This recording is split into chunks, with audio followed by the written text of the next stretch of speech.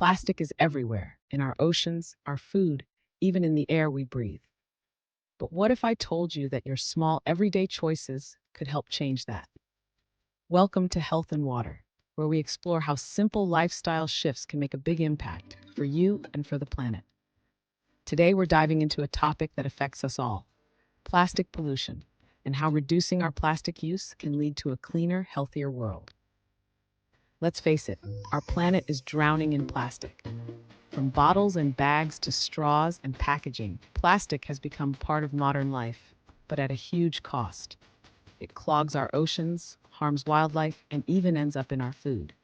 It's time to break free.